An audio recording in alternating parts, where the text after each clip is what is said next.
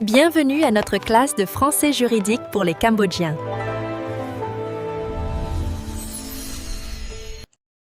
Bon, maintenant on travaille un peu sur le fleu et la grammaire. Cas pratique ខ្មែរយើងបកប្រែថាករណីសិក្សា Qu'est-ce qu'un cas pratique? Ici, vous regardez, le cas pratique permet de vérifier l'attitude de l'étudiant au raisonnement juridique. Cet exercice. Alors, le cas pratique, c'est un exercice juridique.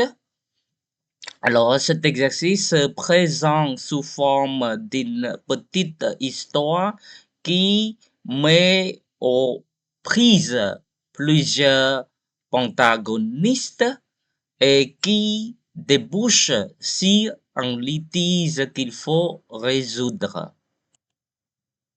ចឹងជាខ្មែរករណីសិក្សា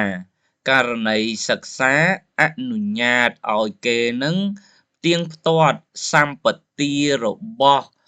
និស្សិតក្នុងការផ្ដល់ហេតុផលគតិយុត្ត Raisonnement juridique វិចារណកម្មបែបគតិយុត្តឬក៏ផ្ដល់ហេតុផលការលើកហេតុផលបែបគតិយុត្តអញ្ចឹងគឺ aptitude សម្បទា raisonnement juridique ហេតុផលគតិយុត្ត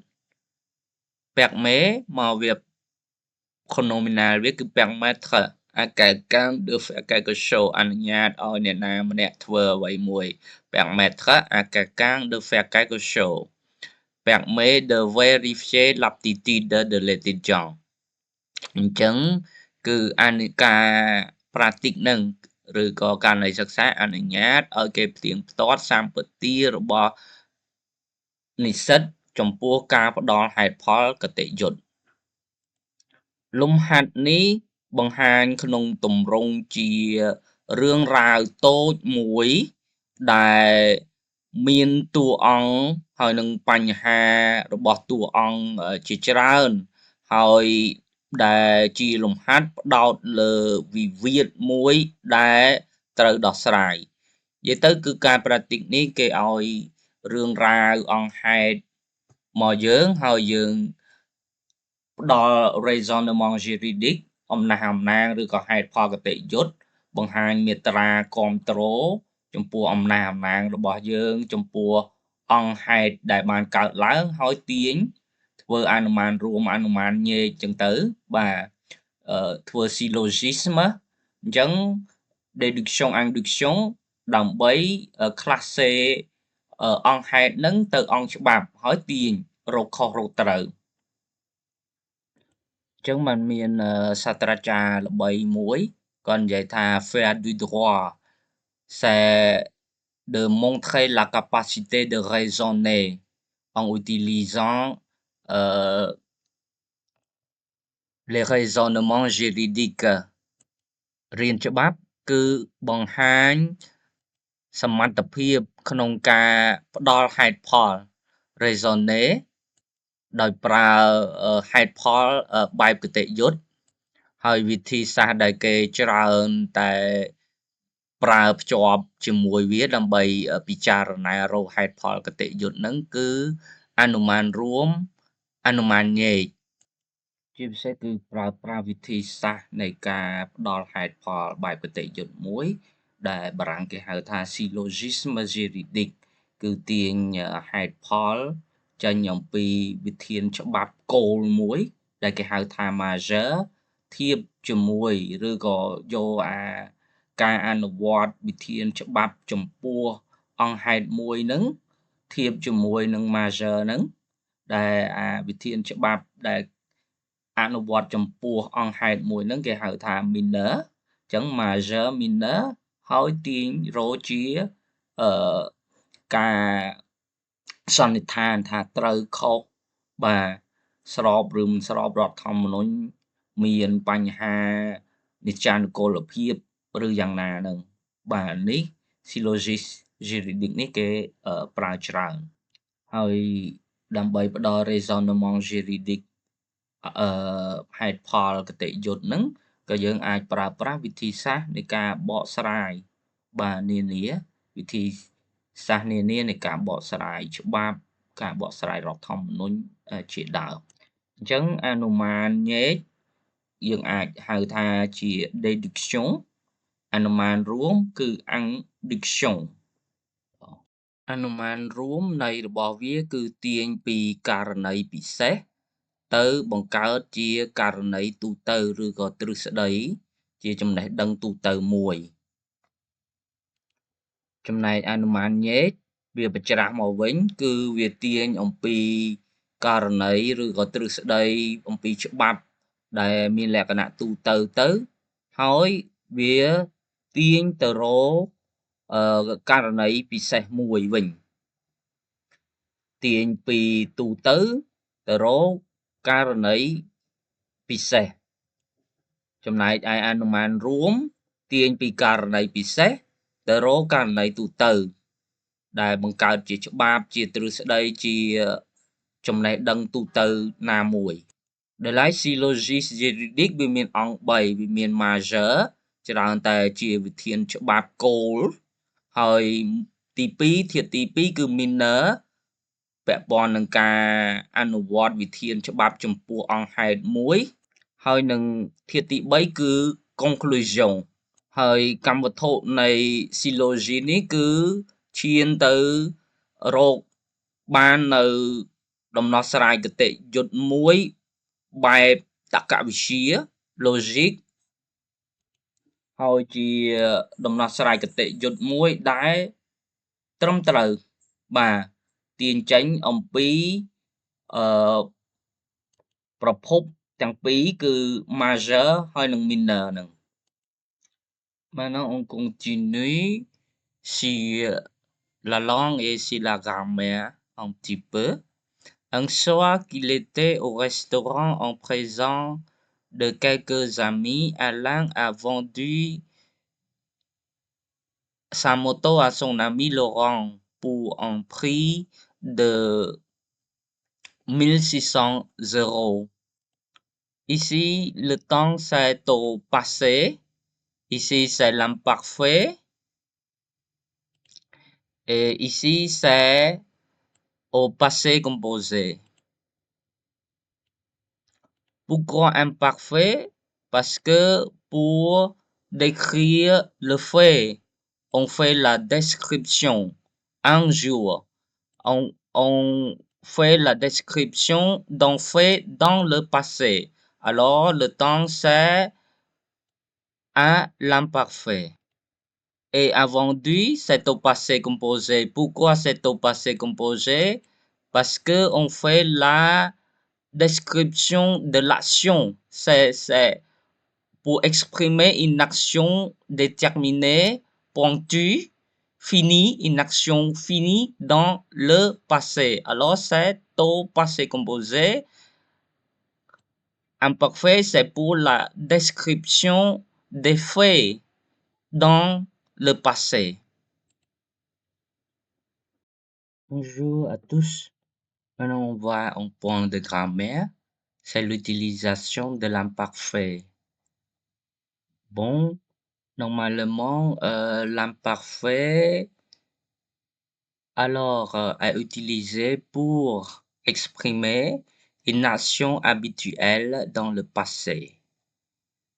Alors, deuxième, c'est pour une description, le personnage, le temps,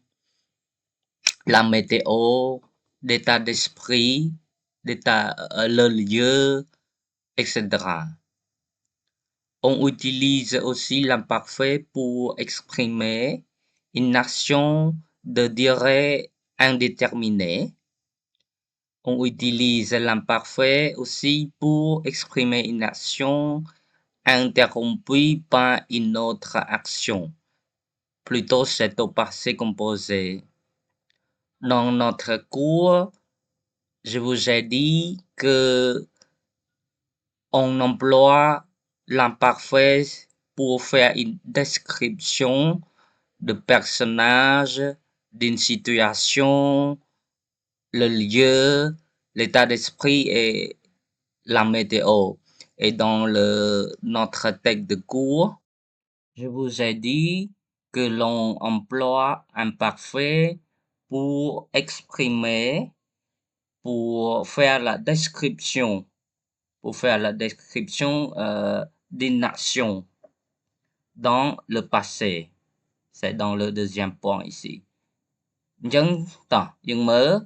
អញ្ចឹងគេប្រើ imperfect ទី1ដើម្បីបង្ហាញអំពីសកម្មភាពដែលជាទម្លាប់នៅក្នុងអតីតកាលគេនិយាយអំពីអ្វីដែលកើតឡើងដដែលជាទម្លាប់នៅក្នុងអតីតកាលហ្នឹងឧទាហរណ៍គេនិយាយថាកាលពីនៅតូចខ្ញុំតែងតែលេងបាល់ទាត់រាល់ថ្ងៃសៅរ៍ណា Quand j'étais enfant je jouais au football tous les samedis ឃើញទេ était enfant jouer អញ្ចឹងគឺជា imperfect អញ្ចឹងកាលណាគេប្រើដើម្បីរៀបរាប់អំពីទម្លាប់សកម្មភាពជាទម្លាប់នៅក្នុងអតីតកាលហ្នឹងគេច្រើនឃើញ expression de temps ដូចជា autrefois កាលពីយូរលង់ណាស់មកហើយជាដើមកាលពីដើមឡើយ toujours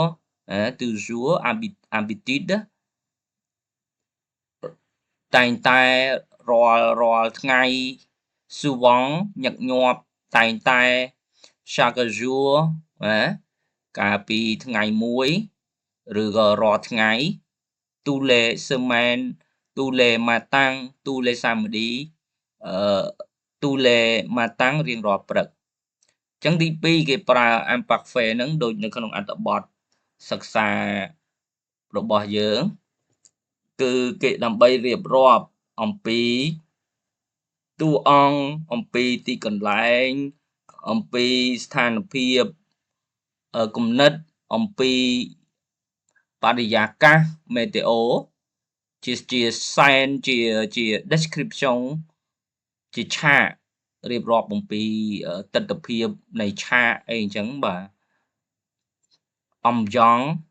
បរិយាកាសជុំវិញជាដើមនេះគេគូក្របខ័ណ្ឌនៃ